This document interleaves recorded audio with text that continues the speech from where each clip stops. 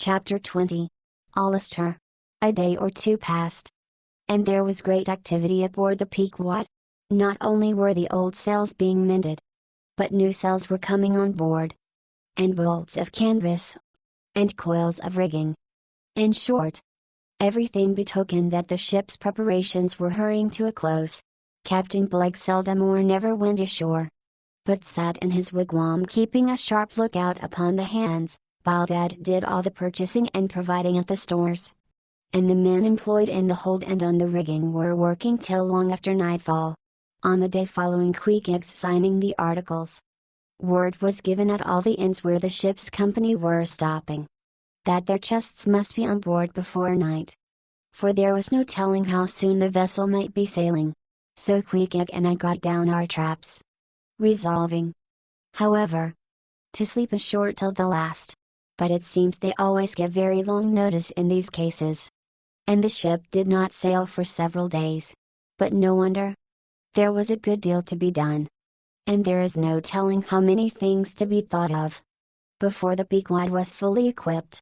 Everyone knows what a multitude of things: beds, saucepans, knives and forks, shovels and tongs, napkins, nutcrackers, and what not, are indispensable to the business of housekeeping.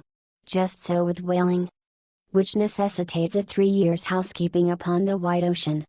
Far from all grocers, costermongers, doctors, bakers, and bankers. And though this also holds true of merchant vessels, yet not by any means to the same extent as with whalemen. For besides the great length of the whaling voyage, the numerous articles peculiar to the prosecution of the fishery, and the impossibility of replacing them at the remote harbors usually frequented, it must be remembered, that of all ships, whaling vessels are the most exposed to accidents of all kinds, and especially to the destruction and loss of the very things upon which the success of the voyage most depends. Hence, the spare boats, spare spars, and spare lines and harpoons, and spare everythings, almost, but a spare captain and duplicate ship. At the period of our arrival at the island, the heaviest storage of the Pequod had been almost completed, comprising her beef, bread, water, fuel, and iron hoops and staves. But, as before hinted, for some time there was a continual fetching and carrying on board of divers odds and ends of things, both large and small.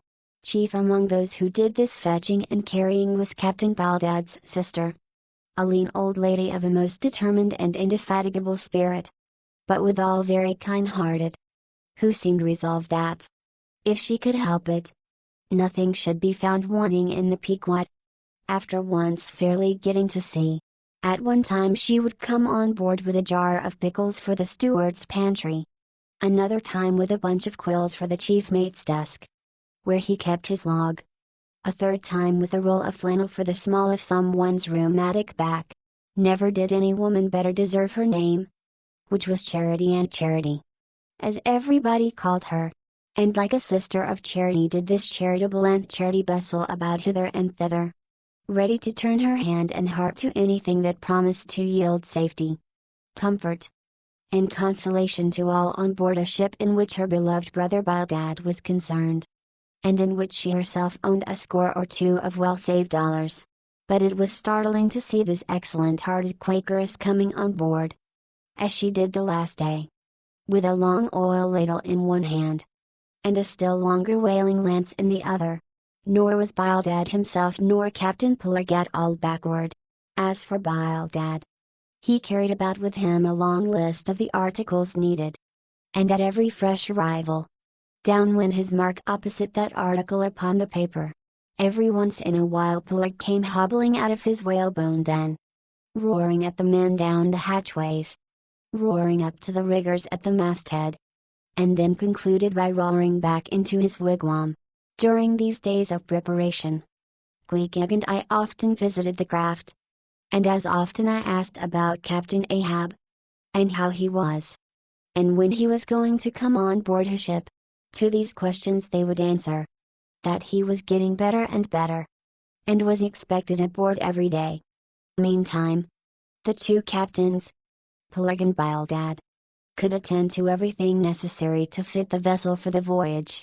If I had been downright honest with myself, I would have seen very plainly in my heart that I did but half fancy being committed this way to so long a voyage, without once laying my eyes on the man who was to be the absolute dictator of it, so soon as the ship sailed out upon the open sea.